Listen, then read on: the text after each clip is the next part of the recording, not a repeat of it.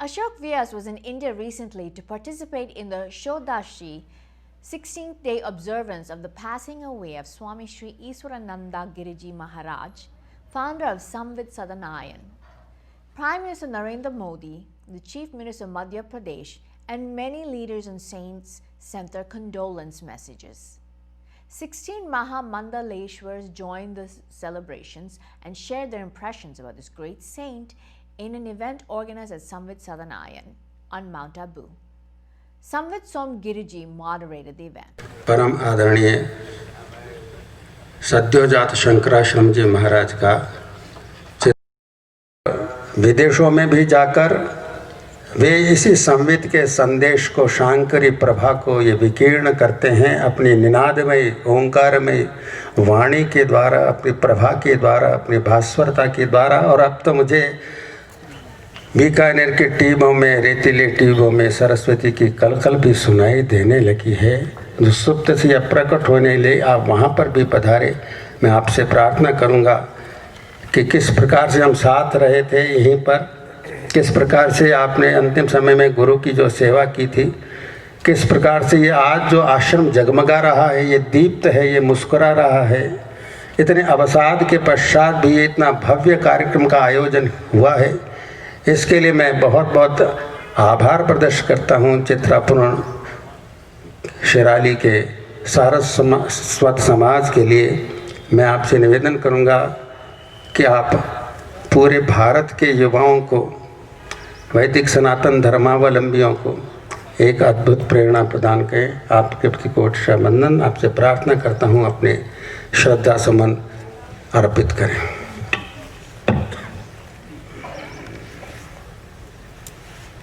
श्रुति स्मृति पुराणानाम् आलयं करुणालयं नमामि भगवत्पादं शंकरं लोकशंकरं शंकरं शंकराचार्यं केशवं बादरायणं सूत्रभाष्यकृतौ वन्दे भगवन्तौ पुनः पुनः। ईश्वरो गुरुरात्मेति मूर्तिभेद विभागिने व्योमवद्व्याप्तदेहाय दक्षिणामूर्तये नमः। विलक्षण यह अवसर है, हम यहाँ पे एकत्रित हुए हैं। परम पूज्य सोम स्वामी जी, संवित सोमगिरी जी महाराज, जैसे आपने बताया कुछ दिन पूर्व क्या हो गया, इस प्रकार का एक आक्रोश, एक दुख हम प्रकट कर रहे थे। आज यह एक कार्यक्रम यहाँ पे हो रहा है, विलक्षण ही है, क्योंकि यहाँ पे संत सरोवर में अब तक जो कार्यक्रम हो चुके हैं, भव्य स्तर पे हो चुके हैं, पर पूज्य श्री स्वामी जी की उपस्थिति में, शारीरिक उपस्थिति में और उनके मार्गदर्शन के अनुसार प्रतिक्षण मार्गदर्शन उनका होता था और ऐसे कार्यक्रम होते थे। तो इस कार्यक्रम की विलक्षणता यही है कि महापुरुषों का यहाँ पे एक प्रकार का संगम हुआ है, आना हुआ है, और यह एक उत्सव सा है, एक महोत्सव सा है, क्योंकि यह कार्यक्रम सभी शिष्यों ने आयोजित किया है। इस कार्यक्रम की आवश्यकता या तो इसकी कोई अपेक्षा पूज्य श्री ने नहीं रखी थी। ये सब हम लोगों की, साधकों की, शिष्यों की ओर से यह कार्यक्रम आयोजित किया गया है।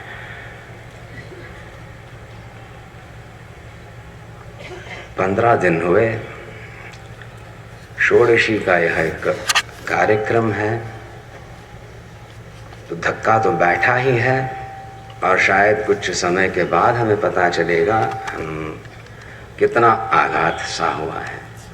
एक स्तर पे वो तो होना ही है, पर हम अच्छी तरह जानते हैं, अभी सोम स्वामी जी की बात यहाँ पे प्रकरण ग्रंथ इत्यादि आप ले चुके हैं मेरे लिए, कुछ तो याद है। टेस्ट है ये, मासाब्देव कल्पेषु गतागम्येष्वनेकदा नोदीति नास्ति नित्यमेत्य का संवेदेशा स्वयं प्रभा। मास किसी भी काल की गणना को लेके आप सोचें, जो उदित न हो, जो क्षीण न हो, नित्य निरंतर अचंचल वो हो, वो दीप जो है उसे संवित कहते हैं। वो तो हम स्वीकारते हैं, उसकी व्याख्याएं आती हैं और हमारा ज्ञान बढ़ रहा है। तो उस संवित ने एक संकल्प किया हमारे लिए, वो एक मूर्त रूप लेके आई, अवतरित हुई वो शक्ति एक व्यक्ति में। उस व्यक्ति से, उस व्यक्तित्व से हमारा बहुत घनिष्ठ एक संबंध बना। वो व्यक्ति शायद अभी नहीं है, व्यक्तित्व हमारे हृदय में रहेगा ही। उसको पहचानते हुए, उस भावनाओं को, उस संबंध को दृढ़ करते हुए भी हम उस व्यक्तित्व के परे जा रहे हैं, ये उद्घोषणा करने के लिए ये कार्यक्रम हम यहाँ पे मना रहे हैं। हम व्यक्तित्व में अटकने वाले नहीं हैं। हम गुरु का ध्यान करते हैं, जैसे कल हम चिंतन कर रहे थे, आधारे परमाशक्ति नाभिचक्रे हृदाग्न्यो योगिनीनां चतुष्षष्टि तस्य श्री गुरु पादुका स्मृति। गुरु पादुका का स्पर्श किया है, चरणों की सेवा की है, पादुकाओं पर भी पूजा होगी, व्यक्तित्व बना रहेगा। ध्यान करते समय उस व्यक्ति का मूर्त रूप हमारे हृदय में निश्चित रूप से स्पष्टतया प्रकट होगा, पर हम उस व्यक्तित्व में अटकेंगे नहीं, है ना। आधार है परमा शक्ति, उनके मूलाधार में परमा शक्ति है, हमारे तो वो कुंडलिनी है बस। योगिनीनां चतुष्षष्टि तस्य श्री पादुका स्मृति। उनके चक्रों का अनुसंधान करते हैं हम शिष्य रूप से, उनका स्मरण करते समय, और किस प्रकार से एक भक्ति वृत्ति होकर, बस और कुछ ना चिंतन करते हुए, कुछ प्रार्थना भी नहीं, तन्मयता पूर्व वहाँ पे जब चिंतन होता है गुरु का, तब एक विलक्षण, क्या कहें, एक मिरेकल कह सकते हैं, एक चमत्कार होने लगता है। शिष्य का अहंकार जो है उसी में लीन होने लगता है। तन्मयता पूर्वक वो वही प्राप्त कर सकता है जो हठयोगी बहुत प्रयत्न करके प्राप्त करने का प्रयास करते हैं। तन्मयता, उसी का हम यहाँ पे उसी की उद्घोषणा कर रहे हैं। 15 दिन पूर्व वो आघात को हमने सहा, और आज षोडशी का उत्सव यह है। हम ये गर्वपूर्वक, अभिमानपूर्वक, बड़ी श्रद्धापूर्वक ये उद्घोषणा हम कर रहे हैं कि गुरु की षोडश कलाओं को हम पहचान रहे हैं, और नारायण स्वरूप ही जो महात्मा है उनका यहाँ पे निमंत्रण करके उन्हीं की पूजा हम कर रहे हैं, है ना। तो उस षोडशी को हम बनाए रखें अपने जीवन में। चिंतन करते हैं, जप करते हैं, तो एक एक कला पुनः प्रस्फुटित होने लगेगी शिष्य के हृदय में, और वो अपनी कला रूप से वो प्रकट होगी, और पर ये स्पष्ट होगा उसको, उस शिष्य को, कि गुरु के अनुग्रह से ही यह कला मेरे जीवन में अभी प्रस्फुटित हो रही है, एक चमत्कार मेरे जीवन में आ रहा है। वो संवित जो है अंतर और बाह्य विकसित हो रहा है, उल्लसित हो रहा है, और मेरी तन्मयता बढ़ते ही जाएगी। न कि ये कुछ हो गया बस वो खत्म हो गया, अभी स्मरण मात्र करना है। अनुस्मरण पूर्वक हम उसी संवित में तन्मय होते हुए लीन हो जाएंगे। ये तो हमारा आत्मस्वरूप है। ऐसा जो एक प्रज्वलित किया है ज्ञान प्रत्येक साधक में, उस महापुरुष के चरणों में मैं नमन करता हूँ, अपने आप को धन्य समझता हूँ। और जो सब यहाँ पे आए हैं, बस ऐसी ही प्रार्थना करता हूँ, वही संवित हम सबों के हृदय में प्रकट हो, और हमारी जो भी क्रियाएं हैं, मानसिक हो, भावनात्मक हो, क्रिया को, शरीर को चेष्टाएं हो, लेके हो, वो सब उसमें संवित का एक झलक हमेशा बनी रहे, बनती रहे, बढ़ती रहे। ओम नमः पार्वती। कितनी बातें स्वामी जी आपने। हाँ जी। आप अपने स्वास्थ्य का ध्यान रखना। ओ इम्पोस्टर जब अहमदाबाद में मिला तो मैंने कहा स्वामी जी जल्दी ठीक हो जाएंगे, जोरदार हंस पड़े। देयर इज अ वास्टनेस, कितनी कितनी बातें। सोम पूरा का पूरा चरण लेना है, कैसे हमको उच्छ्रयस्य महते सौभाग आया है, कैसे कैसे हमको बचाया, कैसे उठाया, आपने सब कुछ याद दिलवा दिया। बहुत बहुत आभार। हम भी ऐसे ही दृढ़ होते हुए इस संवित पथ पर चलते रहेंगे। अब शिवानंद आश्रम ऋषिकेश ने दिव्य जीवन संग्रह भूतपूर्व प्रमुख श्रीमद स्वामी चिदानंद जी महाराज शिष्य रत्न महाराज चिदानंद जी महाराजना शिष्य रत्न स्वामी अध्यात्मानंद जी आज समग्र विश्व में सुप्रसिद्ध योगाचार्य छे। सही बोला कि नहीं बोला गुजराती में? अद्भुत, कितने IAS ऑफिसर की चोटी पकड़े हुए सही दिशा में जाने के लिए, ब्यूरोक्रेसी से हटा करके भारतीय संस्कृति के प्रति योग के द्वारा पूरे विश्व में जा करके। और आपको जो चिदानंद जी महाराज के द्वारा प्राप्त हुआ, अद्भुत संत थे, उनके बारे में क्या बोलूं, बोलते ही चला जाऊं। शिवानंद जी महाराज, तपोवन जी महाराज, उस परंपरा में आप आए हुए और ऐसा इनके अंदर गंभीर गहन एक हास्य की शक्ति और बहुत गहरी झीणी बात गहरी हृदय में उतरती चली जाए, ऐसे परम आदरणीय अध्यात्मानंद सरस्वती महाराज से प्रार्थना करता हूँ। अहमदाबाद में विराजते हैं, डिवाइन लाइफ सोसाइटी का आश्रम चलाते हैं, पूज्य से बहुत घनिष्ठ संबंध। आपसे प्रार्थना करता हूँ कि हमें प्रेरणा प्रदान करें।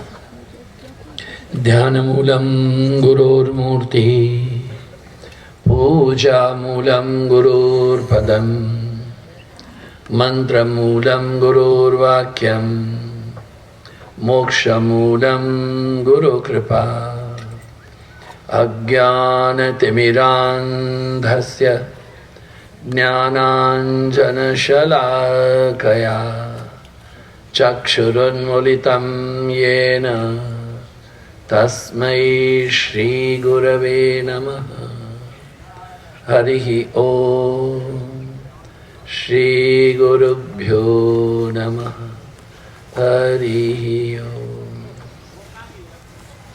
परम भागवतीय पुण्य श्लोक परमात्मा स्वरूप ब्रह्मलीन स्वामी जी महाराज मंचस्थ उपस्थित पूज्य वंदनीय आचार्य द्वय महामंडलेश्वर वृंद संत समुपस्थित संतों माताओं और जिनके सबके हृदय में समित स्वामी जी महाराज की स्मृति है, आपके सबके श्री चरणों में प्रणाम। ओम नमो नारायण।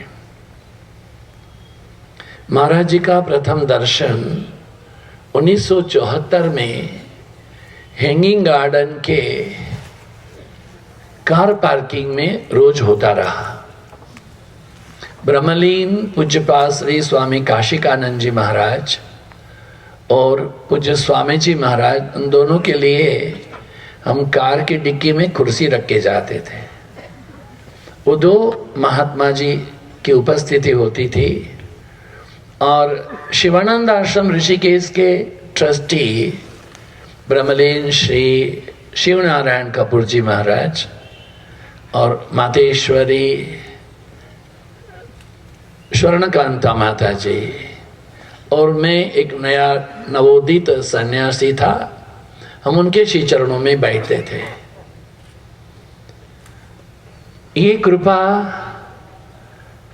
2016 के हमारे गुरुदेव श्री स्वामी शिवानंद जी, स्वामी चिदानंद जी महाराज के शताब्दी वर्ष पर्यंत प्रत्यक्ष रूप से हमें प्राप्त होती रही। आप लोग कहते हैं कि गुरु लीलाधीन हो गए हैं, गुरु भाई हैं वो लीलाधीन हो गए हैं। मैं अनुभूति कर रहा हूं,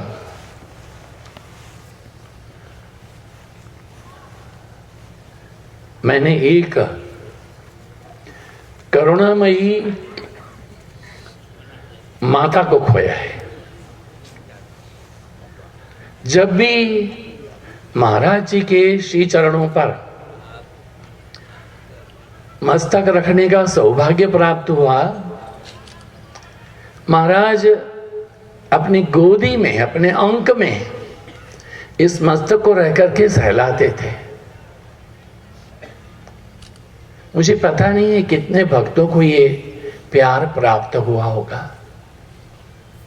इनकी करुणा थी, इनकी उदारता थी, इनका वो पवित्र स्पर्श था। मैं जब भी उनको देखता था हमेशा अनुभूति की कि समष्टि है वो इस व्यष्टि में आकर के अवतरित हुई है। आज हम अनुभूति कर रहे हैं कि उनका पार्थिव देह नहीं रहा होगा, किंतु संवित परिवार के साथ जुड़े हुए संत, इनके गुरु भ्राता, इनके भक्तवृंद, संवित परिवार के द्वारा स्थापित जितनी ये अट्टालिकाएं संवित नाम में गुंजारित हैं, इनकी एक एक ईंट में पूज्य महाराज जी शाश्वत चिरंतन हैं और रहेंगे।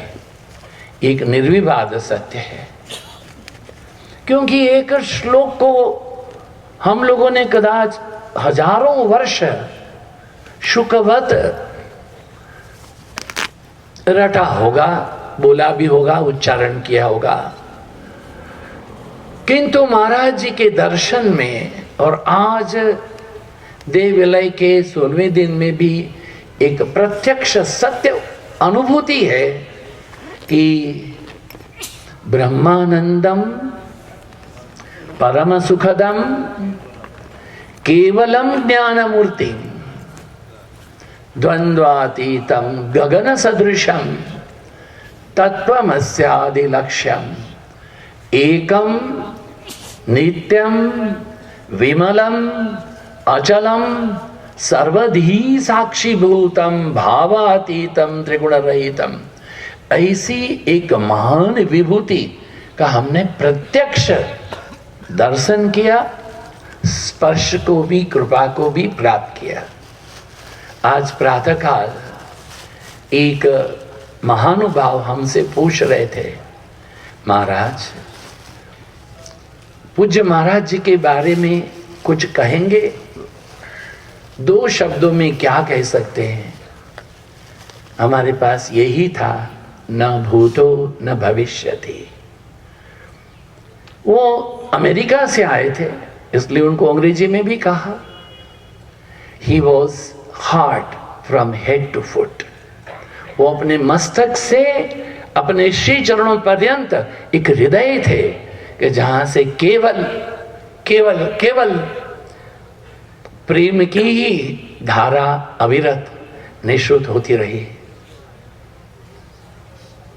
अफसोस नहीं है, आनंद है कि अब तक वो शरीर में रह करके प्यार करते थे।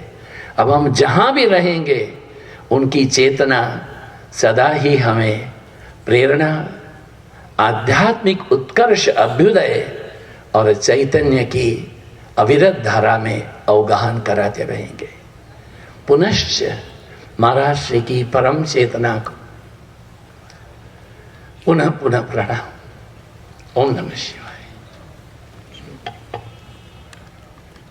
ओम सहना भवतु सहनौ भुनक्तु सह वीर्यं करवावहै तेजस्विनावधीतमस्तु मा विद्विषावहै। ओम शांति शांति शांति।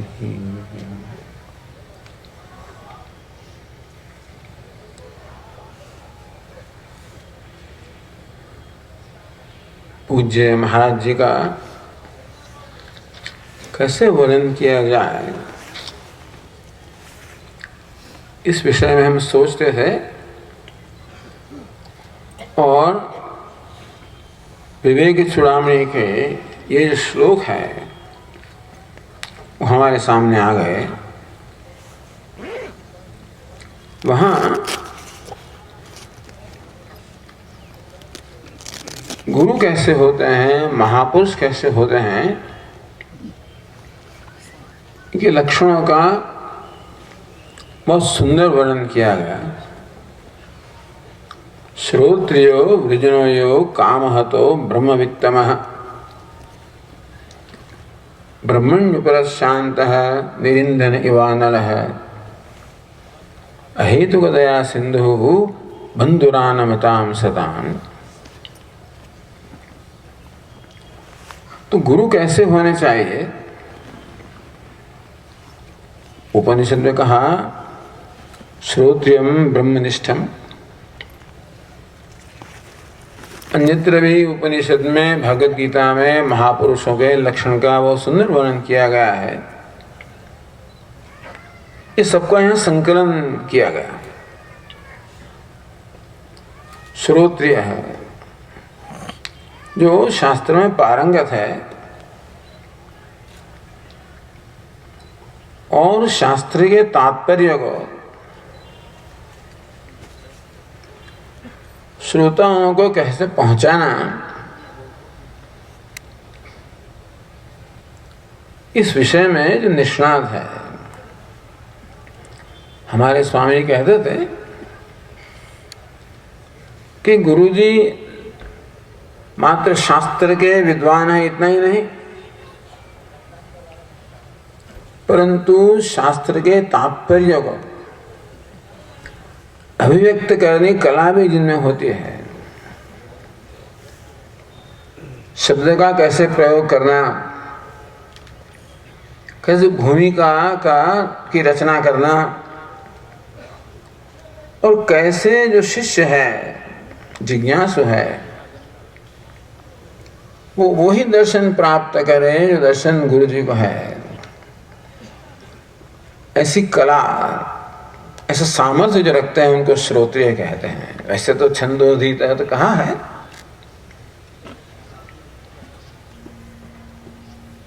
तो श्रोत्रिय है,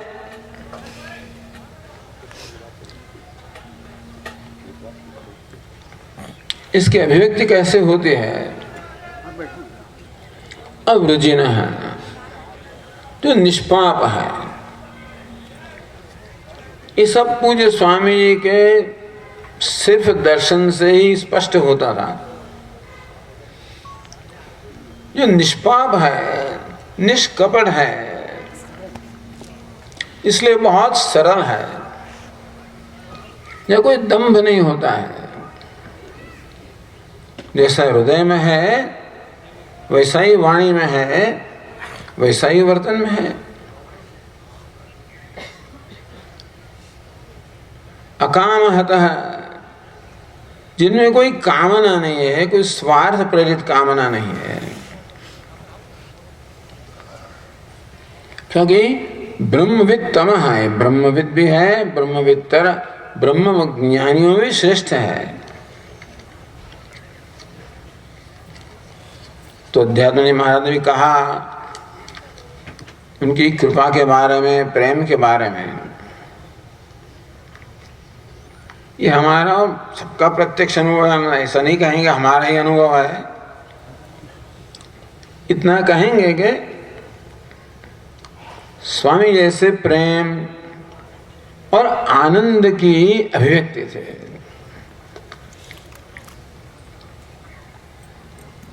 किसी को भी एक क्षण में अनुभव होगा कि प्रेम मूर्ति है और आनंद मूर्ति है, दोनों चीज बहुत महत्व की है। हमारे स्वामी जी कहते थे ये आनंद होता है, वह आनंद शब्द में व्यक्त होता है, उसमें से कविता निकलती है। तो कवि भी थे, कवि मनीषी। तो कवि थे, वो रचना करते थे ऐसा हम नहीं कहेंगे, उनमें से ये रचनाएं प्रकट होती थी। और जैसे जैसे बड़े महासंत पुरुष महापुरुष हो गए, वो संगीतज्ञ भी थे, इसलिए उनकी रचनाएं बहुत सुंदर राग ताल में भी व्यक्त होती थी। तो अपनी रचना वो अपने यहाँ भी गाते थे। तो संगीत का बहुत सूक्ष्म ज्ञान था, बहुत सुंदर उनका आवाज था। ये उनके गान में से आनंद प्रकट होता था, ज्ञान प्रकट होता था और आनंद प्रकट होता था। और प्रत्येक हमने जब तक सुना है, हर एक प्रवचन में उनके मंगलाचरण अलग अलग होंगे। और हमारा अनुमान, पूछा तो नहीं है, हमारा अनुमान है कि वो प्रत्येक मंगलाचरण श्लोक उनके द्वारा ही रचे गए थे और सुंदर रीत से गाए गए थे। तो संस्कृत तो कितना उनका प्रगाढ़ उनका ज्ञान था, सब क्षेत्रों में विद्वत्ता। और हमारे स्वामी जी कहते थे, देखो वो हमेशा साधक को संबोधन करते थे। इतनी प्रेम मूर्ति तो थे, कृपा उनका स्वरूप था, इसका सही नहीं है। कुछ सब कुछ स्वीकार कर लेते थे, बहुत चुस्त भी थे, कड़क थे, शिस्त का बहुत आग्रही थे। स्वयं तो शिस्त का पालन करते ही, हमेशा प्रवचन के समय पहले ही आ जाएंगे, इधर देखेंगे और समय में प्रवचन उनका समाप्त होगा। वो तो सब शिस्त था, लेकिन अपने शिष्य गण से भी वो शिस्त की बहुत दृढ़ता से अपेक्षा रखते थे। एक भी वाक्य यदि अयोग्य बोला गया, जैसे हमारे आश्रम में प्रवचन करते थे, उनके बहुत से शिष्य सुनने के लिए आएंगे, और जो अपने आश्रम वहां होता है वैसा ही कुछ उद्गार उनके आगे, आप लोगों ने स्वामी जी से पूछा है ये बोलने के लिए, आप नहीं बोल सकते हैं जो नहीं बोलना है। ये तरुणों की बात की, उनसे भी संबोधन करते कहते थे कि आपको शिस्तबद्ध होना चाहिए, सेना नहीं होना चाहिए। तो सेना ऐसा नाम लिया है, मस्ट बी लाइक सोल्जर्स। और अपनी साधना में कभी भी प्रमाद नहीं करना है। साधना के बहुत आग्रही थे। उनका वाक्य है, प्रसिद्ध है कि श्रवण इसको ही कहते हैं जब गुरु महाराज जो सिखाते हैं वो हमारे वर्तन में प्रकट होता है। श्रवण सिर्फ कोई विद्वत्ता के तक सीमित नहीं होना चाहिए, वो तो हमारे जीवन बनना चाहिए। वो बहुत सब गुरु होते हैं, उनमें हमने एक बहुत ज्यादा उत्कंठा देखी कि कैसे साधक का कल्याण कैसे हो जाना चाहिए। सब गुरु चाहते ही है, लेकिन साधना के प्रति उनके जो आग्रह थे, आग्रह का मतलब है एम्फेसिस, भार देते थे, जोर देते थे, और बहुत सूक्ष्म चिंतन उनके प्रवचन से व्यक्त होता था। प्रत्येक प्रवचन के पहले वो पूर्व तैयारी करते होंगे ऐसा हमको लगता है, क्योंकि या तो कुछ श्लोक लेके आएंगे, कुछ ग्रंथ लेके आएंगे, कुछ लेके आएंगे, वो कोई वाक्य पढ़ेंगे, उसका भी विस्तार करेंगे, लेकिन प्रत्येक जो विचार प्रकट करते हैं उनमें सूक्ष्म चिंतन बहुत प्रकट होता था। एक बार वहां अहमदाबाद में साधकों ने गुरु कृपा रजत जयंती महोत्सव, देखो ऐसा नाम दिया है, गुरु कृपा रजत जयंती। स्वामी तो हमारे बहुत से कार्यक्रम आते थे, एक गुरु कृपा रजत जयंती उसके उन्होंने शुरू किया। एक कृपा की कभी जयंती नहीं होती है,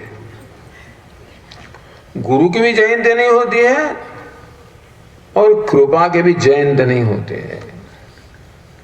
जयंती कब होती है? जिसका प्रारंभ होता है उसकी जयंती होती है। कृपा तो नित्य है, ऐसे नहीं कि इसके ऊपर कृपा होती है उसके ऊपर नहीं होती है, कोई समय में कोई काल में या तो कोई निमित्त से वो बद्ध तो होती नहीं है। तो गुरु भी की भी जयंती नहीं होती है और कृपा की भी जयंती नहीं होती, ऐसे ही डिसमिस कर दिया, गुरु कृपा रजत जयंती। ऐसा नहीं, उसका खंडन किया, ऐसा नहीं, इसके द्वारा कुछ सूक्ष्म संदेश देना चाहते थे। फिर 25 साल तक आप लोग स्वामी जी को सुनते आए हैं, तो देखो जयंती कुछ है तो सही, रजत जयंती है। कैसी रजत जयंती है? स्वामी जी ने आपको रजत बनाए हैं, आप सभी सब चमक रहे हैं, एक ज्ञान का की चमक आप में दिख रही है। तो हर एक प्रसंग वो कैसे उनका वात्सल्य प्रकट होता था। हम स्वामी जी को बहुत अभिनंदन देते हैं, ये सब वात्सल्य है। अभिनंदन देंगे,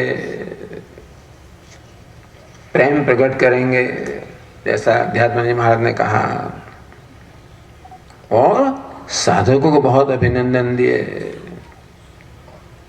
कि ये इतने साल तक आप शास्त्र का श्रवण करते हैं, यही बहुत बड़ी बात है। तो आप रजत की जयंती कर सकते हैं, आप जो रजत बने उसकी जयंती ठीक है। ऐसा करके सब साधकों को भी उन्होंने उनकी प्रशंसा की और आशीर्वाद भी दिए। तो ऐसी मौलिकता, प्रत्येक विषय में सूक्ष्म चिंतन, उनकी कोई अलग मौलिक दृष्टि, हमेशा प्रत्येक प्रवचन में वो ऐसा कुछ देंगे जो हमने कभी दूसरी कहां से सुना भी नहीं और पढ़ा भी नहीं है। वैसे तो शंकराचार्य भगवान महान भक्त थे ही, लेकिन वही वाक्य हम जो करते हैं, ये श्लोक लिया, ऐसा वही वाक्य कहना, ऐसा ऐसा नहीं।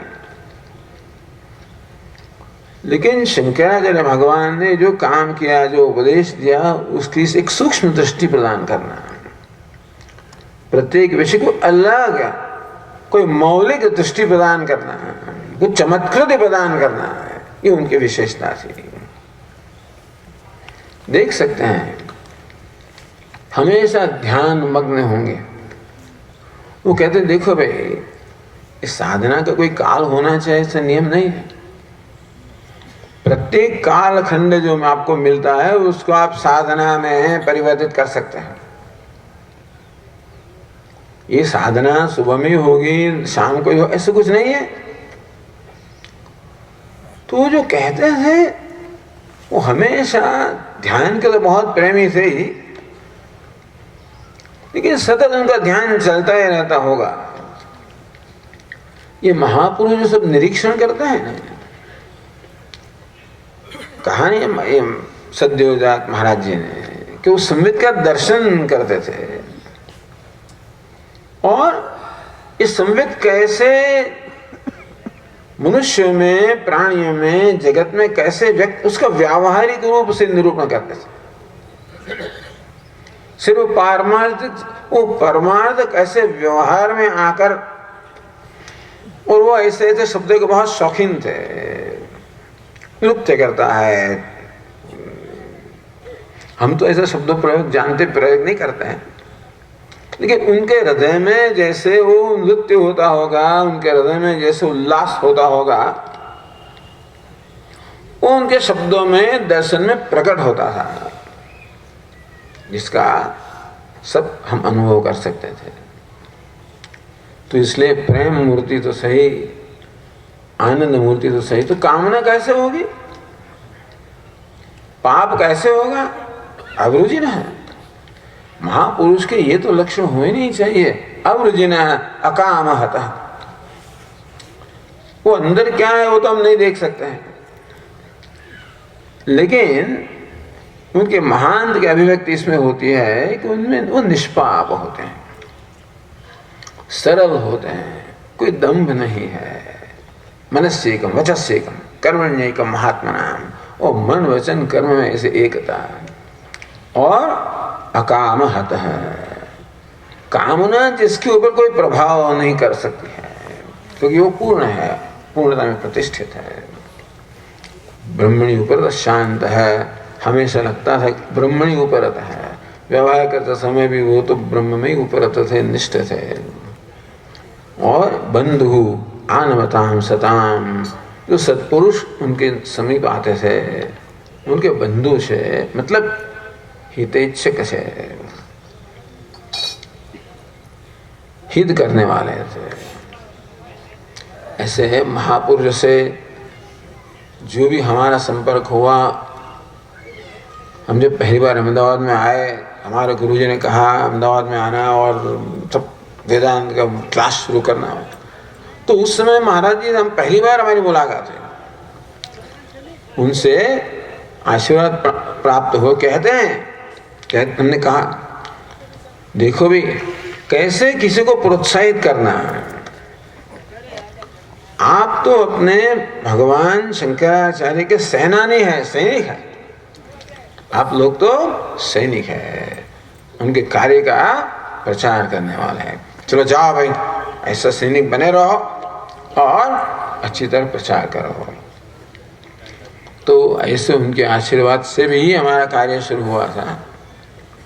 और हमेशा इतनी सरलता, जब भी हम उनसे कहेंगे स्वामी जी महाराज ये कार्यक्रम, हमेशा तैयार थे, आ जाते हैं।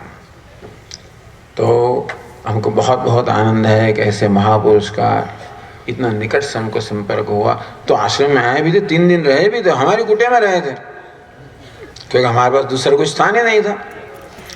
तो महाराज आपको ठीक लगा, सब ठीक था? जरूर, आप जहाँ रहते हैं वहाँ तो सब सुविधा होगी ही।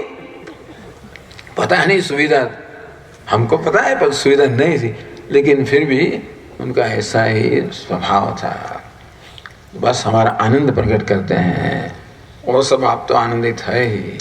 उनकी कृपा हमेशा बनी रहे, ये प्रार्थना सर। हाँ, आदरणीय उदितात्मानंद जी सरस्वती महाराज के प्रति बहुत बहुत ओम नमो ब्रह्मादिभ्यो ब्रह्म विद्या संप्रदाय कर्तृभ्यो वंश ऋषिभ्यो महद्भ्यो नमो गुरुभ्यः। सर्वोपप्लवरहितः प्रज्ञानघनः प्रत्यगर्थो ब्रह्मैवाहमस्मि ब्रह्मैवाहमस्मि। ओम शांति शांति शांति। ईश्वरो गुरुमरात्मेति मूर्तिभेद विभागिने व्योमवद्व्याप्तदेहाय दक्षिणामूर्तये नमः। अज्ञानतिमिरान्धस्य ज्ञानाञ्जनशलाकया चक्षुरुन्मीलितं येन तस्मै श्रीगुरवे नमः। ओम। हमारे मार्गदर्शक आचार्य महामंडलेश्वर द्वय एवं पूज्य विश्वेश्वरान जी, मंचस्थ अन्य महामंडलेश्वर जी, पूज्य विदितात्मान जी, अध्यात्मानंद जी, पूज्य सोमगिरी जी, एवं सभी संतों को वंदन करते हुए भाई और बहनों, कठोपनिषद में उपसंहार में यमराजा नचिकेता से कहते हैं, यदा सर्वे प्रविद्यन्ते हृदयस्येह ग्रंथयः अथमर्त्य अमृतो भवति एतावद्धि अनुशासनम। एतावद्धि अनुशासनम उपदेश यहाँ तक ही है। जब हृदय की सर्व ग्रंथि छूट जाती है, टूट जाती है, और सभी ग्रंथि के मूल में तो एक ही ग्रंथि है, अविद्या प्रत्यय ही वही ग्रंथि है जो ग्रंथि जन्मों जन्मांतर तक चलती है। कोई भी योनि ग्रहण करे जीव, वो ग्रंथि चालू है। वो कब छूटती है? जब ज्ञान होता है तो क्या होता है? अथ मर्त्यः अमृतो भवति। जो जीवात्मा है वो ब्रह्म स्वरूप हो जाता है और अमृत स्वरूप हो जाता है। ब्रह्मज्ञानी पुरुष वैसे तो मुक्ति ही होते हैं, इसलिए श्रुति कहती है विमुक्तश्च विमुच्यते। किंतु भगवान ने ऐसी कृपा करके ऐसी रचना बनाई है कि जो ब्रह्म अतीन्द्रिय है, अदृश्य ग्राह्य है, साधक उसका दर्शन कैसे कर सकें? तो वो दर्शन साक्षात मूर्त रूप से ब्रह्मज्ञानी पुरुष होते हैं, और उन्हीं का आचरण, उन्हीं का जीवन हमारे लिए प्रेरणा रूप होता है, हमारे लिए पथदर्शक होता है।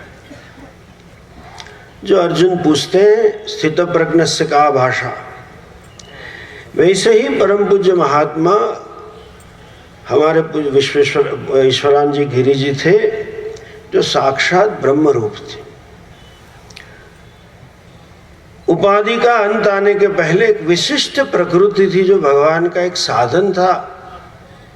भगवान के उसी माध्यम से कई साधकों को कल्याण करना था, इसलिए हमारे बीच में वो चलते रहे।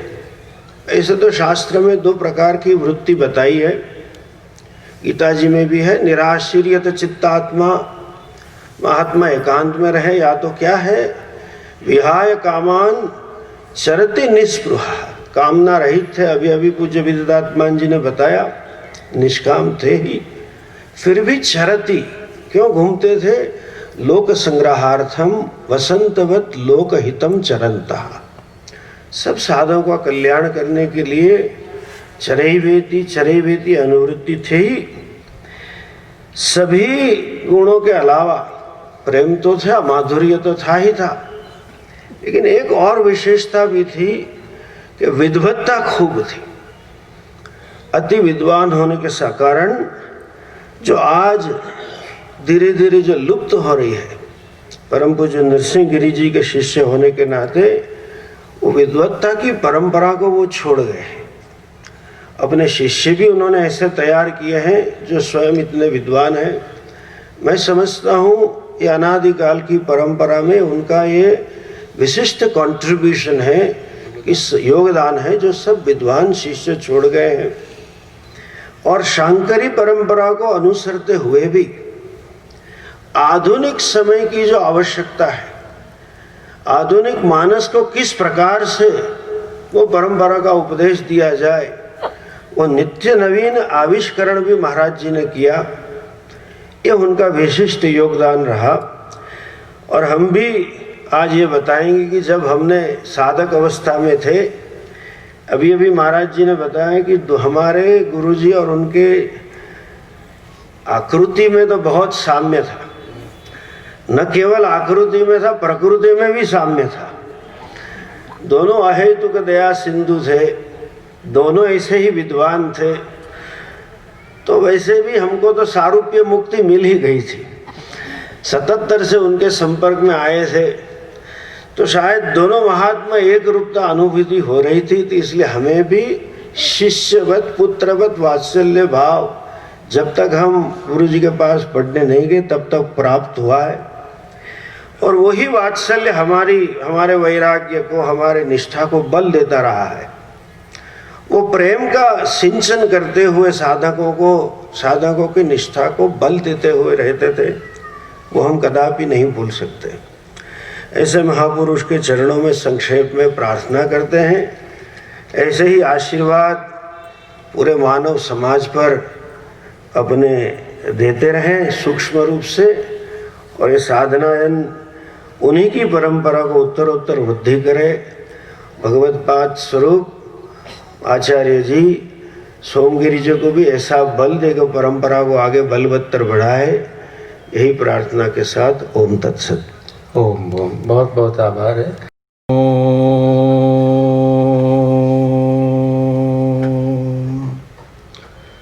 सदाशिवसमारम्भां शङ्कराचार्यमध्यमाम् अस्मदाचार्यपर्यन्तां वन्दे गुरुपरम्पराम् वन्दे गुरुपरम्पराम्।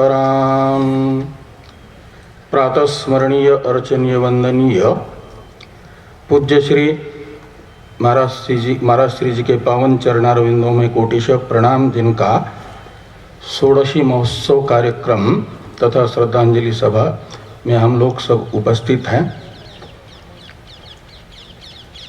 परम आदरणीय परम श्रद्धेय आचार्य महामंडलेश्वर द्वय, समस्त सम्माननीय महामंडलेश्वरगण, आचार्यगण, श्रद्धा तपपूत समस्त यतिगण, श्रद्धा भक्तिमय माताओं, सज्जनों,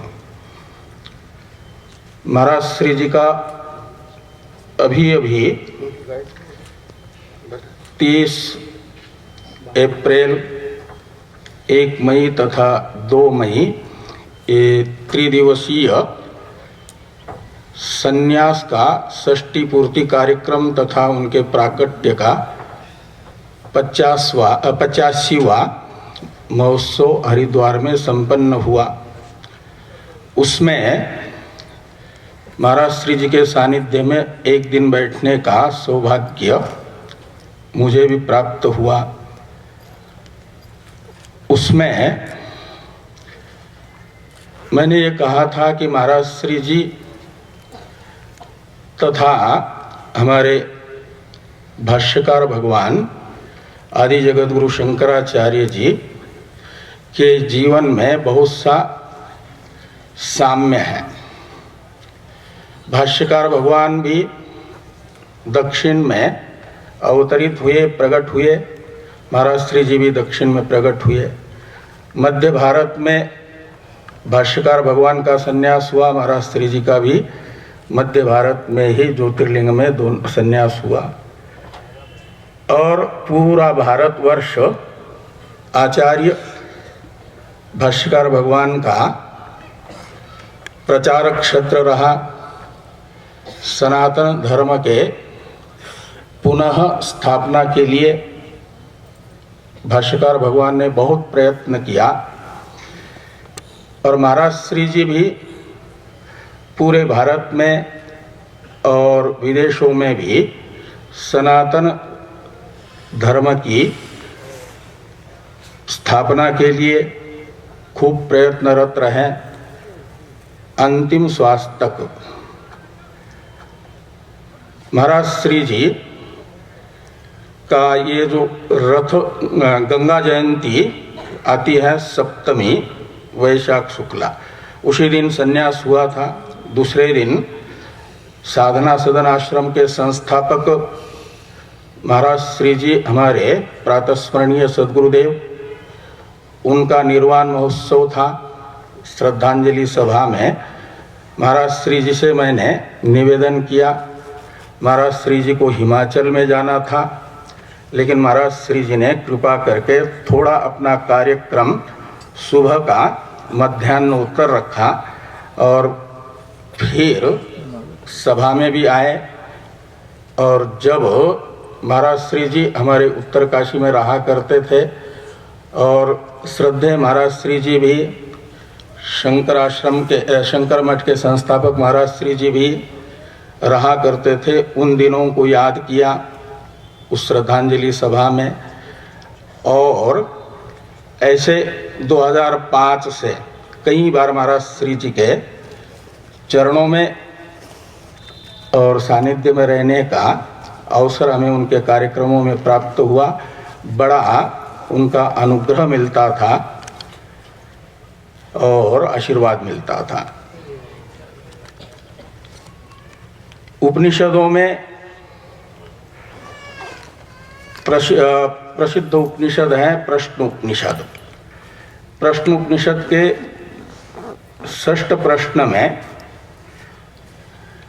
ऋषि सुकेशा जी आचार्य पिपलाद जी से एक प्रश्न करते हैं, जो प्रश्न कौशल देश के राजपुत्र ने सुकेशा जी के पास आकर के किया था उनसे कि हे सुकेशा जी, क्या आप षोडशकल पुरुष को जानते हो?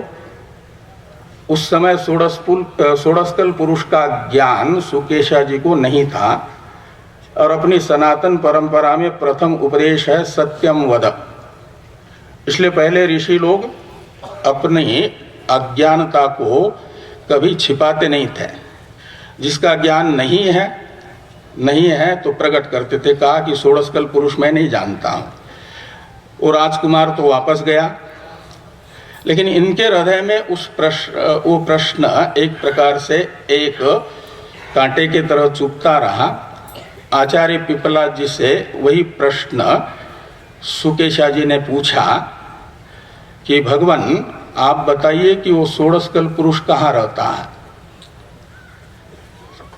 तो आचार्य पिपलाद जी कहते हैं कि वो इसी शरीर में है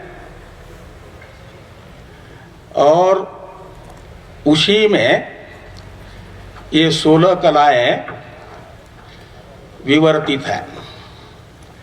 वो कौन सी 16 कलाएं हैं? जिन कलाओं के कारण षोडशकल पुरुष कहलाता है। तो कहा वे 16 कलाएं हैं प्राण, श्रद्धा, आकाश, वायु, तेज, जल, पृथ्वी, इंद्रिय, मन, अन्न, वीर्य, तप, मंत्र और कर्म, लोक, नाम।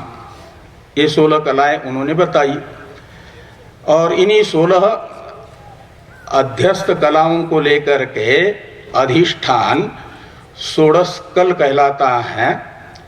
और जब तक ये 16 कलाएं अधिष्ठान के साथ यानी आत्मा के साथ, संवित के साथ जुड़ी रहती हैं अविद्या से, तब तक वह जीव कहलाता है। और जब इन 16 कलाओं को ज्ञान से बाधित कर देता है और ये 16 कलाएं जब तक प्रारब्ध रहता है, अविद्यालेश रहता है, तब तक आभास रूप में जीवन मुक्त महापुरुषों के साथ रहती हैं। और जब प्रारब्ध समाप्त होता है तो तस्य तावदेव चिरम यावन्न विमोक्षे अथ संपत्स्य के अनुसार वे विदेह कैवल्य को प्राप्त करते हैं। नदी के दृष्टांत से वहाँ पर आचार्य पिपला जी ने समझाया, नदी जैसे समुद्र को प्राप्त करती है उससे पहले नाम रूप को छोड़ देती है, ऐसे विद्वान भी अपने नाम रूप का परित्याग करता है, इन सारे 16 कलाओं का परित्याग करता है और अपने स्वरूप को प्राप्त करता है। इसी उपलक्ष्य में सन्यासियों की षोडशी मनाई जाती है और आज महाराज श्री जी का यह षोडशी महोत्सव, महाराज श्री जी अभी तक उनके दृष्टि में बाधित रूप से षोडश कला से युक्त थे। आज वे यानी 15 दिन पहले षोडश कलाओं से मुक्त हुए 8 नवंबर को, और जगत अधिष्ठान के रूप में आपके हमारे प्रत्यगात्मा के रूप में विद्यमान है अपने ब्रह्म स्वरूप से। वे निरंतर सभी संवित साधकों को साधना की शक्ति देते रहें और इस संस्थाओं को महाराज श्री जी के द्वारा संस्थापित और हमारे परम श्रद्धेय समित सोमगिरी जी महाराज की भी अपनी जो अनेक संस्थाएं हैं, सारी संस्थाओं को और इस परंपरा को ऐसे महाराज श्री जी के तरह चलाने की तथा संवर्धित करने की शक्ति महाराज श्री जी से प्राप्त होती रहे। इन्हीं शब्दों के साथ महाराज श्री जी के चरणों में अपनी पुष्पांजलि समर्पित करते हुए हरिओम तत्सत। हरिओम हरिओम। आपके प्रति बहुत बहुत आभार है। मैं आदरणीय जगदीशपुरी जी महाराज जो शक्करगढ़ से पधारे हैं, महामंडलेश्वर, आपसे निवेदन करूंगा कि आपके गुरु जी के साथ बहुत आत्मीय संबंध थे, और उसके पश्चात आदरणीय स्वयं प्रकाश गिरी जी, और तब फिर आचार्य द्वय। हमारी भारतीय परंपरा में यज्ञों का विधान है, और यज्ञ में जो यज्ञीय अग्नि का प्राकटन किया जाता है वो अरणि मंथन के द्वारा होता है। उस अरणि मंथन से प्रकट हुई अग्नि 4 काम करके स्वर्ग में विलुप्त हो जाती है। जो अग्नि प्रकट होती है, पहला उसका काम है सबको, परिवेश को आलोकित करना। दूसरा उसका काम है खुशबू फैला देना, सुगंधि देना। तीसरा वो अग्नि जिस ईंधन अरणि से प्रकट होती है, साथ ही उसको जलाने का काम भी करती है। और जब तीनों काम पूरे हो जाते हैं, उसके बाद वो अग्नि जो यज्ञीय भस्म होती है उसी में शांत हो जाती है। अरणि से प्रकट हुई और भस्म में विलीन हो गई, उसको अग्नि को शांत होना बोलते हैं। कदाचित वो अग्नि बीच में ही शांत हो जाए, लुप्त हो जाए, यूं कहो। ईंधन जले नहीं और अग्नि समाप्त हो गई, तब उस अग्नि को कहेंगे बुझ गई है। परंतु भस्म करके जब उसी में विलीन होती है, कहा जाता है अग्नि शांत हो गई। आज जिनकी अत्यंत कृपा मेरे ऊपर रही, उस परम ज्योति को स्मरण करते हैं तो मुझे लगता है इस अग्नि की तरह लीला करके अपने स्वरूप में विलीन हो गए। किसी भी जीव का जब संसार में जन्म होता है तो जन्म के पीछे निमित्त होता है कर्म। कर्मणा जायते जंतु कर्मणैव विलीयते। ये कर्म ईंधन है जहां से जन्म होता है, और उस जन्म को लेकर के जिस दिव्य ज्योति ने सारे संसार को अपने ज्ञान से आलोकित किया, अपने प्यार की, अपने प्रेम की खुशबू दी, और साथ ही साथ संपूर्ण कर्मों को जलाने का काम किया, और अंत में उस यज्ञ भस्म में एक सार तत्व के भीतर विलीन हो गए। ये काम हमारे महाराज श्री जी ने किया। जन्म तो कर्म से ही होता है, लेकिन दुनिया में कितने लोग होते हैं जो ज्योतियां प्रकट होती और बुझ जाती है, ईंधन बचा का बचा रह जाता है, कर्म रह जाते हैं। मगर महापुरुष श्रद्धेय महाराज श्री जी, एक ऐसी अद्भुत ज्योति प्रकट हुई जिसने अपने ज्ञान आलोक से सारे संसार को आलोकित किया। ये विदेशों में परिभ्रमण करने वाले महापुरुष अपना अनुभव सुना रहे हैं, यहां से पहले विदेश में मिले। सारी दुनिया को जिन्होंने ज्ञान प्रकाश से आलोकित किया, उस संबित ज्योति से आलोकित किया। और इतना ही नहीं, जो उनके संपर्क में आ गया ऐसा खींच लिया जैसे पुष्प की खुशबू सूंघ करके भंवरा दौड़ करके जाता है। मैं स्वयं उसका एक अनुभवी हूं। मैंने जब 86 कुंभ के समय समादरणीय स्वामी सोमगिरी जी महाराज और हम लोग साधना सदन में पूज्य महाराज श्री जी के चरणों में बैठ करके प्रस्थानत्रय का अभ्यास करते थे। संभवतः 87 में महाराज श्री जी वहाँ पधारे थे। प्रथम बार महाराज जी के दर्शन हुए मुझे। साधना सदन के संस्थापक पूज्य महाराज जी कभी व्यवहार प्रसंग में कहा करते थे कि उत्तर काशी में हम लोग साथ रहे हैं, पंचदशी ग्रंथ का अभ्यास साथ में हुआ है, हमसे अभ्यास करते रहे महाराज श्री जी। इसीलिए महाराज श्री जी से साधना सदन वालों से पंचदशी का अभ्यास किया था। एक तरह से गुरु की दृष्टि से मानते थे। इतनी कृतज्ञता, इतनी विनम्रता उनके प्रति थी। उनके जीवन, उनके व्यवहार को देख करके हमें भी कुछ सीखने को शिक्षा मिली और इतना प्यार देते थे मुझे। पर मैंने तो महाराज श्री जी को गुरु कल्प ही माना और उसके पीछे एक कारण था। विशेष करके सन 89 में महाराज श्री जी वहां पधारे थे, ज्ञान यज्ञ चल रहा था। मैं 10 वेदांत वैदिक शांति पाठ करके जब कमरे में आने लगा, महाराज ने धीरे से मुझे कान में एक बात कही।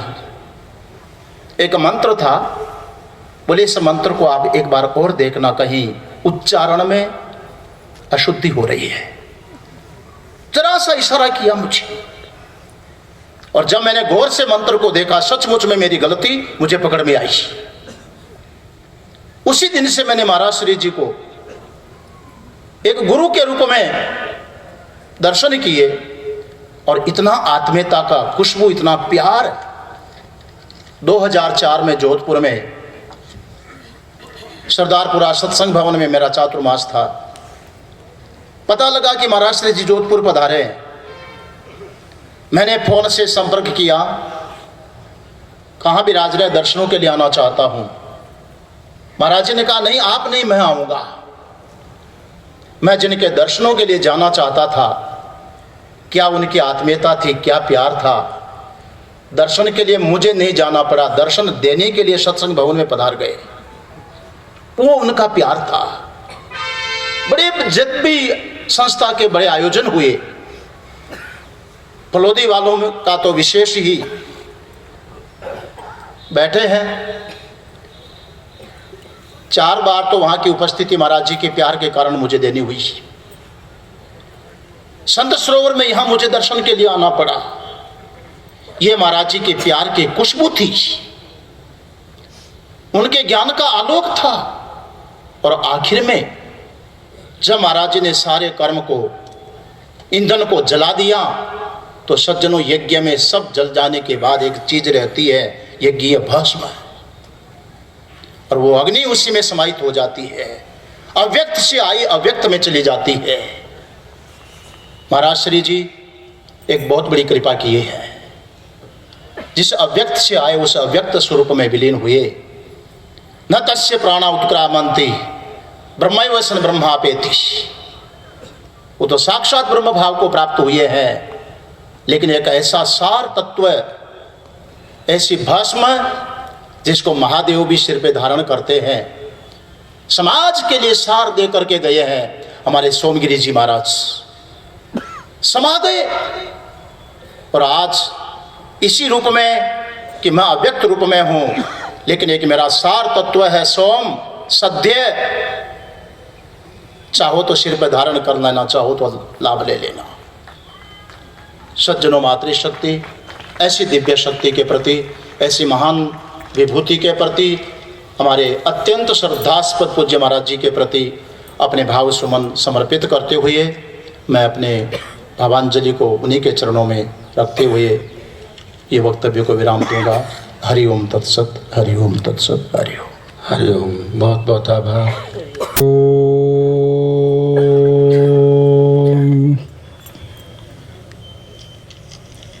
शब्द ब्रह्ममयी चराचरमयी ज्योतिर्मयी वाङ्मयी नित्यानंद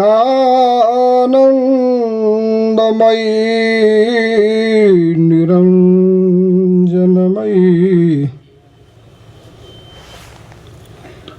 तत्त्वमयी चिन्मयी तत्त्वातीतमयी परात्परमयी मायामयी श्रीमयी सर्वैश्वर्यमयी सदाशिवमयी मां पाहि श्यामम्बिके।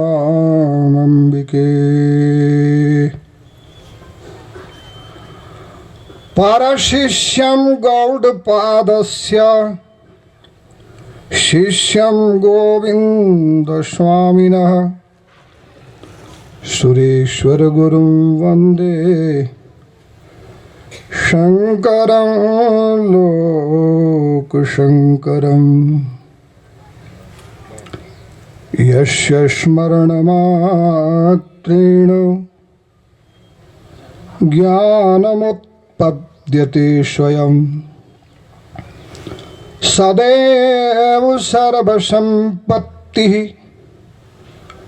तस्मै श्रीगुरुवे नमः। ॐ सहनौ यशः सहनो ब्रह्मवर्चसं मां शान्ति शान्ति शान्ति।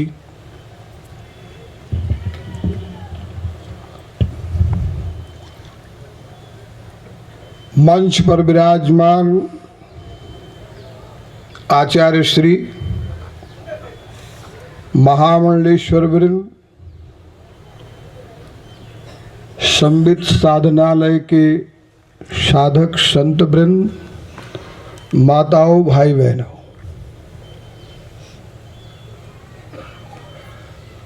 आज संबित ज्ञान के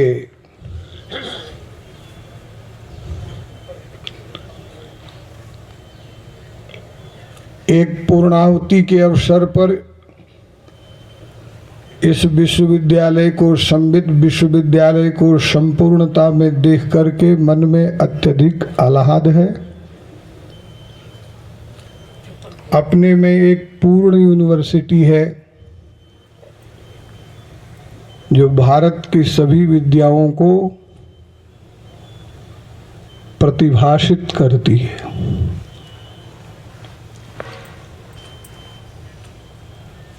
अभी यहाँ पर हमारे महापुरुषों ने मूल को स्मरण किया। संबित सोमगिरी जी महाराज ने भी और विश्वेश्वरानंद जी महाराज ने,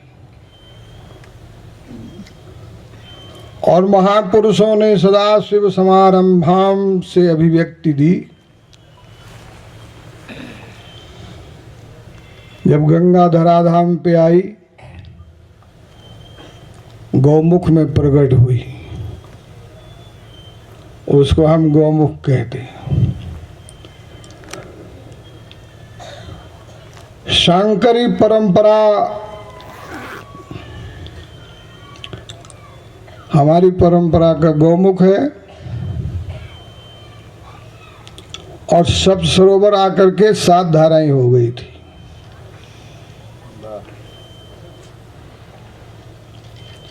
सातों धाराएं सप्त ऋषियों के पुण्य प्रताप से ऋषय मंत्र द्रष्टारः सृष्टि कर्तारः तथैव च, हमारे महापुरुष सृष्टि मंत्र द्रष्टा भी हुए हैं, मंत्र दर्शनकार भी हुए हैं, और सृष्टिकार भी हुए। जिन्होंने मंत्र दर्शन किए उस सृष्टि करने में भी समर्थ रहे हैं। तो ऐसी एक धारा जो भारत के शंकराचार्य परंपरा के समांतर वही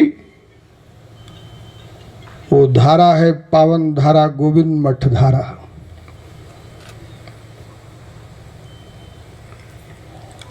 इसमें कोई अभिमान नहीं, अतिशयोक्ति नहीं, अतिवाद नहीं कि वह गोविंद मठ परंपरा शंकराचार्य अतिरिक्त परंपरा के रूप में भारत में विद्यमान है। और उस परंपरा ने, जैसे कि देवेंद्रानंद जी महाराज कह रहे थे अभी, भारत के शंकराचार्यों को ही वैदिक लौकिक संस्कृत भाषा का अध्ययन करा के पूर्व पश्चिम उत्तर दक्षिण पीठों पर आरूढ़ किया है। उसका नाम है सन्यासी कॉलेज, मठ है गोविंद मठ। मुझे आज बहुत आनंद हो रहा है कि इस परंपरा के दैदीप्यमान भास्कर, जिनका यहाँ प्रकाश संबित दीप के रूप में स्मरण किया जा रहा है,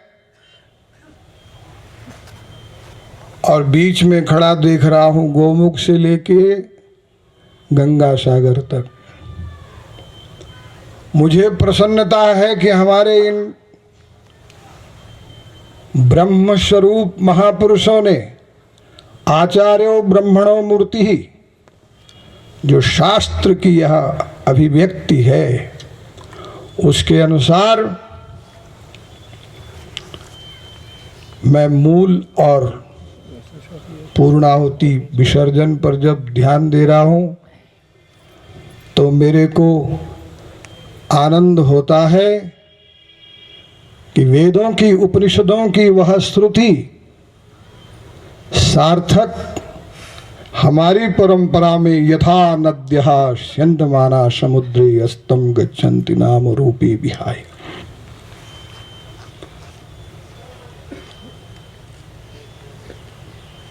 महाराज श्री,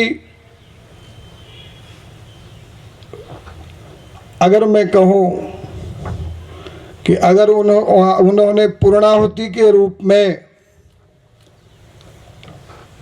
अभिषेक, आशीर्वाद, अनुग्रह किया,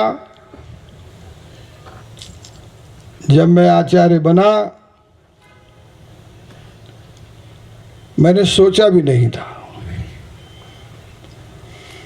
एक जगह कार्यक्रम में था, महाराज श्री का फोन आया, विशोकानंद जी आपको जोधपुर आश्रम में आना है, आप बीकानेर में हैं, जोधपुर आश्रम में आना। महाराज श्री की आज्ञा का पालन हुआ, मैं जोधपुर आश्रम पहुंचा, लेकिन समाचार मिला कि स्वास्थ्य ठीक नहीं है और आबू पर्वत को भी गौरव प्रदान करने वाले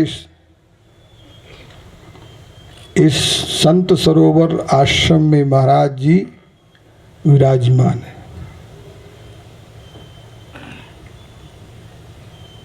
मेरी ऐसी धारणा है कि इस परंपरा ने अर्बुदाचल का जो गौरव बढ़ाया, उसके विषय में कह सकता हूं, न भूतो न भविष्यति। मैंने यहाँ का अध्ययन किया है, तपस्वी रहे होंगे, लेकिन पूर्णत्व जहाँ आचार्यत्व हो, आचिनोति च शास्त्राणि आचार्य स्थाप्यत्यपि स्वयं या आचरते धीमान आचार्य स्व प्रकृति था। तो इस अर्बुदाचल को गौरव प्रदान करने वाले महाराज श्री के दर्शनार्थ में यहाँ आया। महाराज जी बस ऐसे ही प्रसन्न थे जैसे कोई अपने बालक को कलेक्टर मजिस्ट्रेट देख करके आह्लादित होते हैं। अनुभव हुआ जीवन में। तो महाराज श्री की कृपा, अनुग्रह, अभिषेक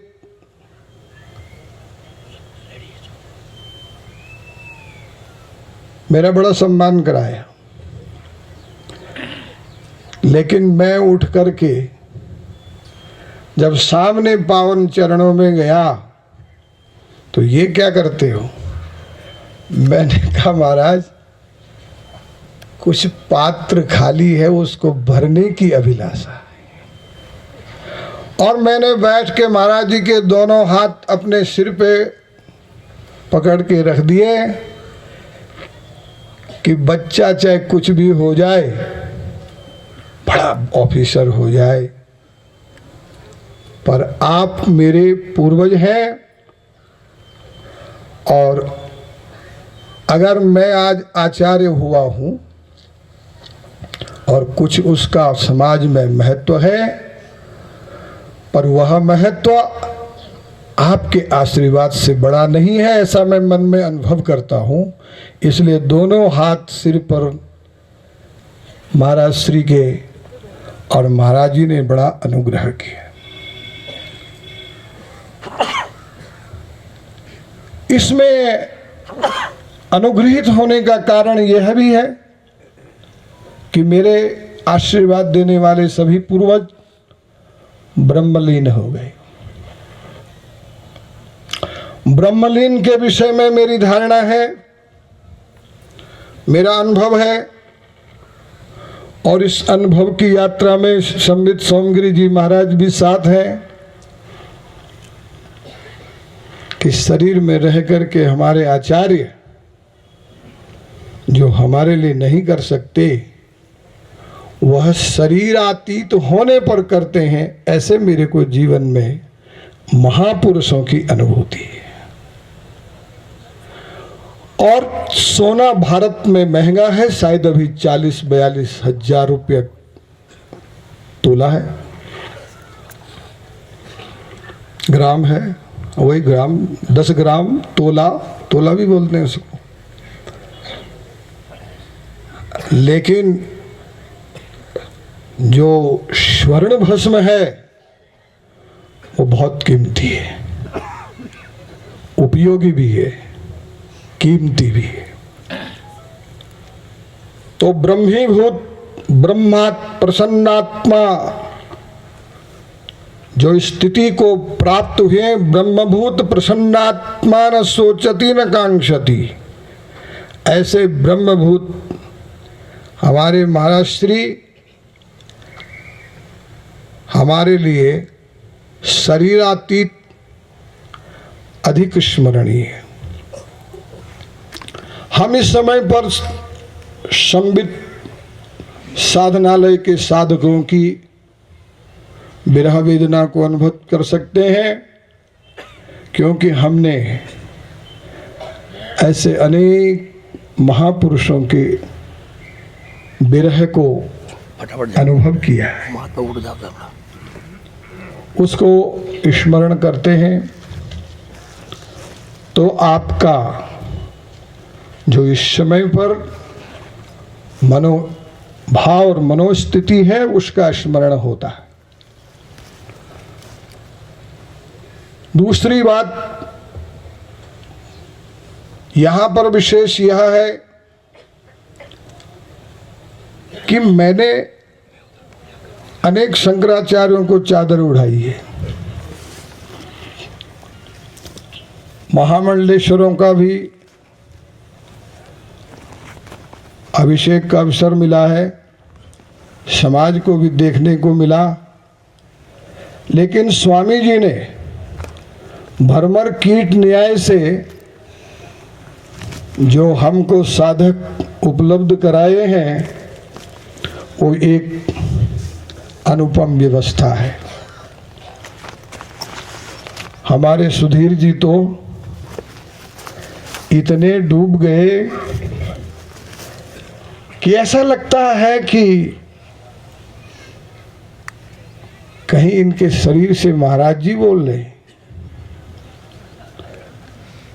ऐसे अनेक साधक अपनी सौम्यता और सोम के औज को लेकर के हमारी आशाओं के अनुरूप हमारा गौरव बढ़ाने वाले सोमगिरी जी महाराज भगवत पाद शंकराचार्य जी ने कहा था, मेरे स्थान पर जो आएगा वो मेरा स्वरूप होगा।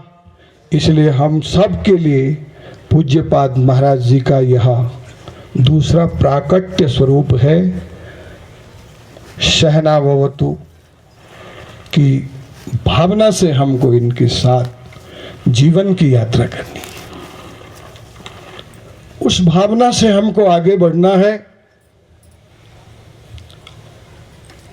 मैं आपको एक और विशेष बात बता दूं, साधु समाज को, सभी बैठे हुए, मेरे गुरुदेव कहा करते थे, मैं अहमदाबाद बीकानेर तो गोद गया हूं, लेकिन गुरुदेव कहते थे अहमदाबाद में हमारे गुरु भाइयों में जो भी भाव रहे उसकी व्याख्या तुम नहीं कर सकते, तुम शिष्य हो, लेकिन मेरे सब गुरु भाइयों को मेरा ही प्रतिरूप समझना। जब बीकानेर गए तब भी वही शिक्षा थी, और अभी विश्वेश्वराम जी कह रहे थे न जाने आपको क्या क्या उपलब्धि होगी, पर मैं ये गौरव भाव से कहता हूं कि मैंने गुरु भाई को भी गुरुतुल्य माना है, गुरुतुल्य स्मरण किया है, और गुरु की ही प्रतिरूप मान करके उनके पावन चरणों में रहा। तो आज आपके सामने इस भौतिक शरीर को फिर से एक पुण्य अर्जन करने का समय प्राप्त हुआ है, परंपरा की सेवा का अवसर प्राप्त हुआ है। तो समय बहुत हो चुका है। अब भगवान कृष्ण अंतर्धान क्यों हुए थे? प्रशांताय प्रशमाय तत्रैव अंतर्धीयते, क्यों अंतर्धान हुए थे? गोपियों की जिज्ञासा को बढ़ाने के लिए भगवान अंतर्धान हो गए थे। और फिर आती है स्मरण साधना, अंतर्याग, यस्य स्मरण मात्रेण जन्म संसार बंधनात् विमुच्यते नमस्तस्मै विष्णवे प्रभ विष्णवे।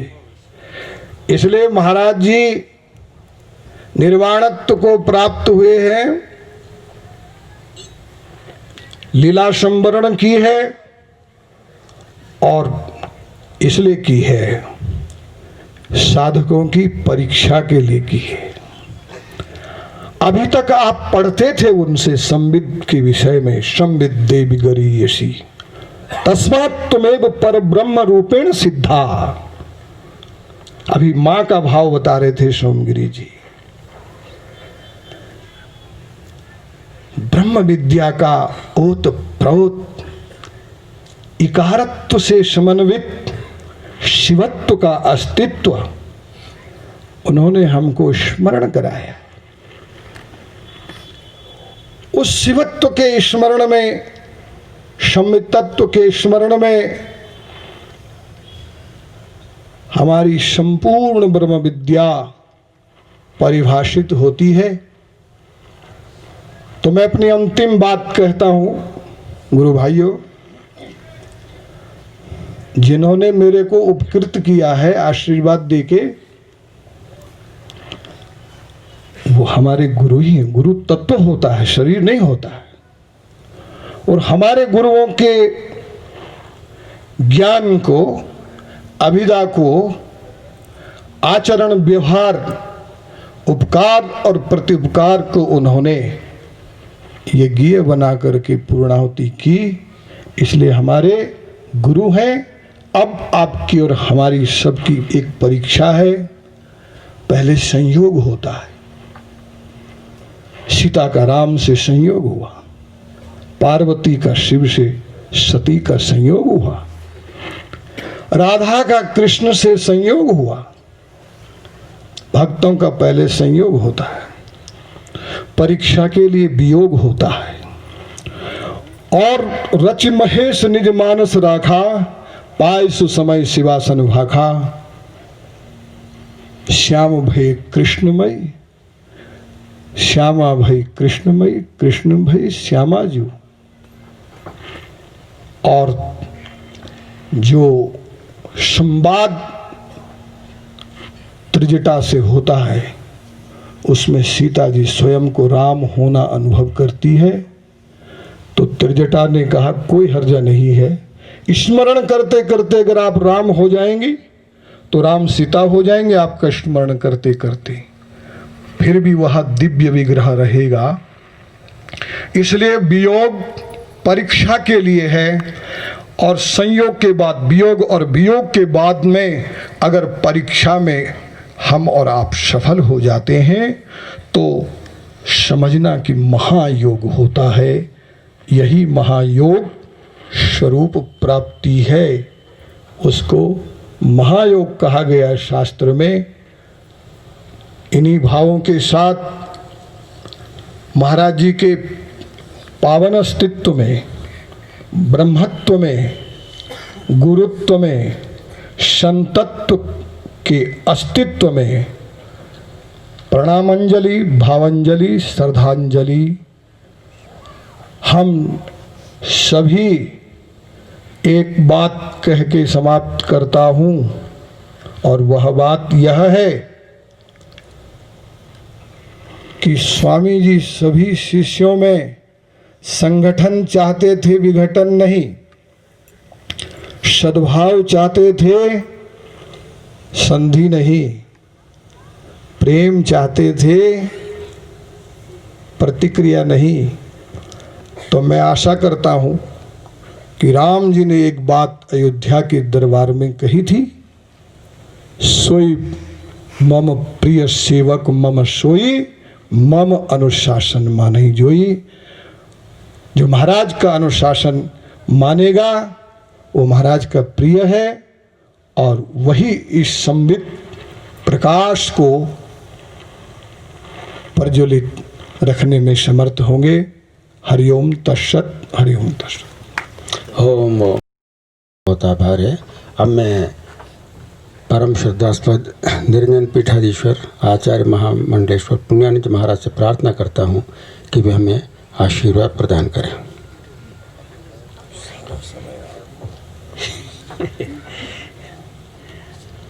ओम भद्रन्नो अपिवातय मनः। ओम शांति शांति। यतो वा इमानि भूतानि जायन्ते येन जातानि जीवन्ति यत् प्रयन्त्यभिसंविशन्ति तद् ब्रह्म तद् विजिज्ञासस्व।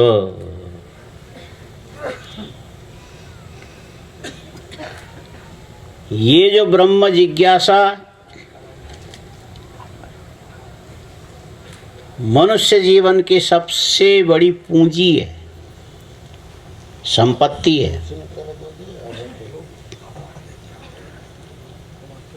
और शास्त्र ने निरंतर यही बात कही कि यदि जन्म लेकर के कुछ कर सकते हो तो यही करो, जिससे आगे तुम्हें जन्म लेना न पड़े।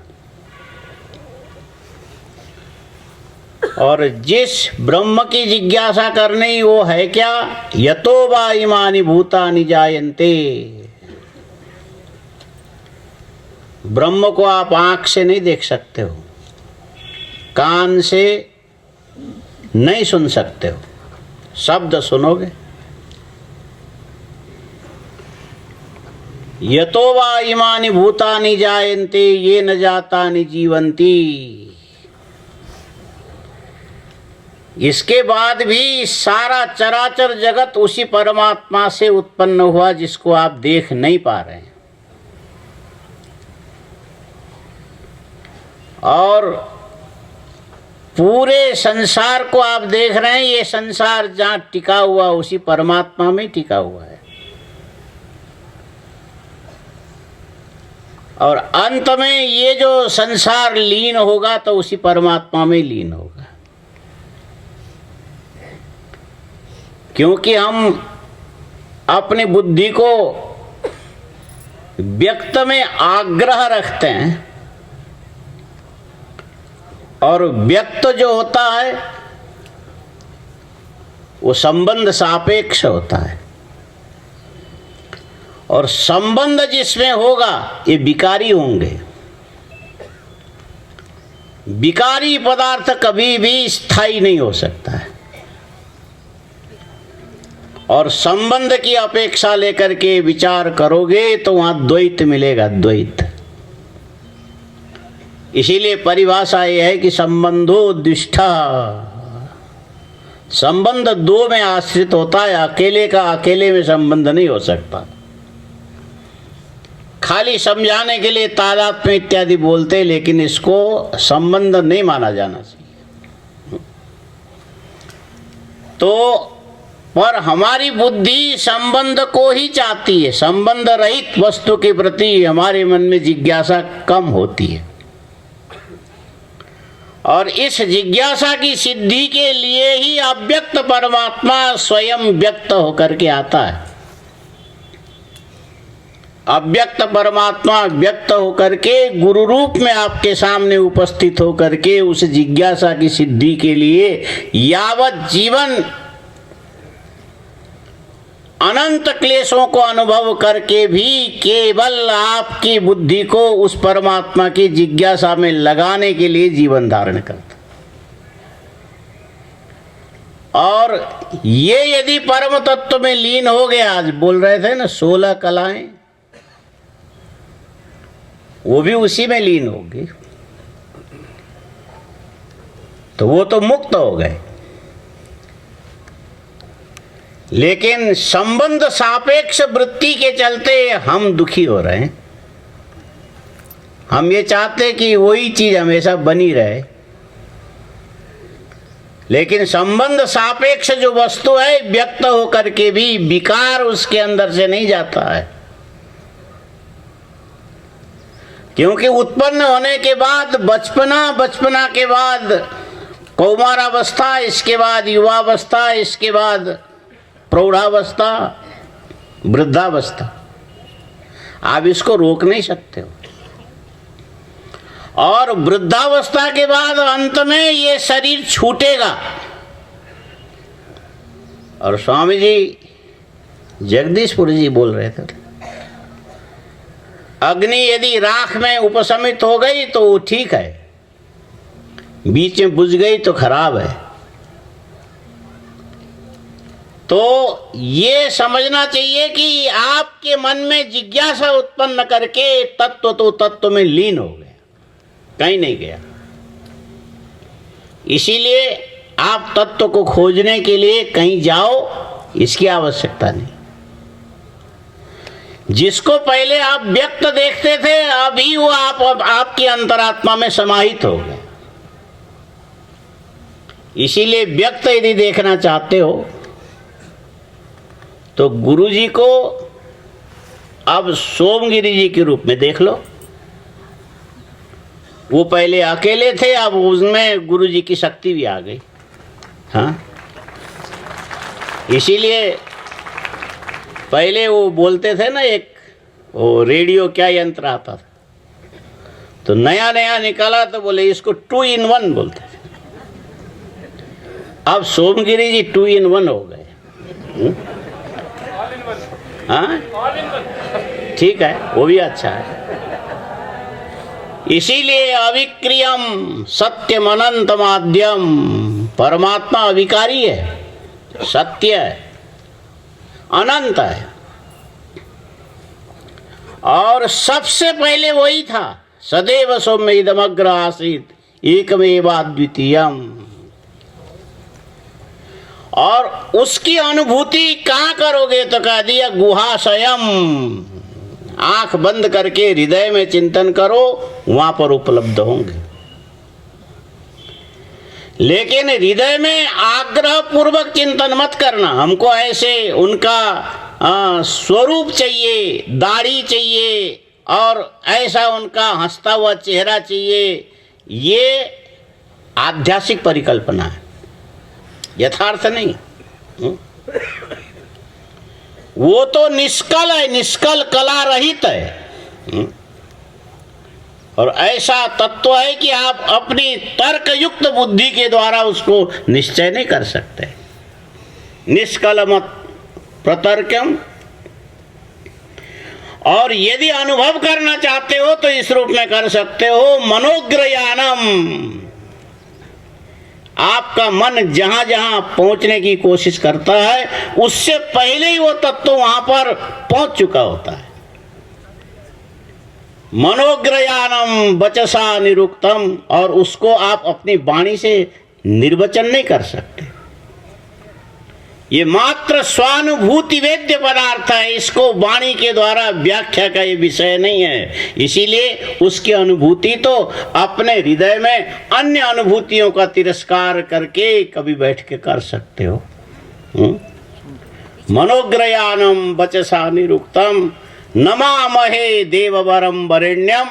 वो द्योतनाथ देव, पूरा जगत उसी के द्वारा द्योतित है और बीच में आपको प्रेरणा देने के लिए आया कि ऐसा करो, और इसके बाद आपके अंदर समाहित हो गया। जब चाहो तब आप अपने अंदर विशुद्ध अनुभूति से उसका अनुभव कर सकते हो। इसमें न संयोग न वियोग, वो आपका स्वरूप है। बस इन्हीं सारे चिंतन के साथ यदि विचार करोगे, हम समझते कि यही श्रद्धांजलि होगी। बाकी तो ठीक ही है।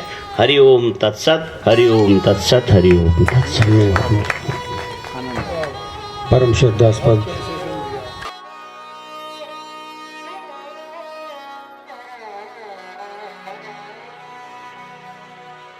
ओ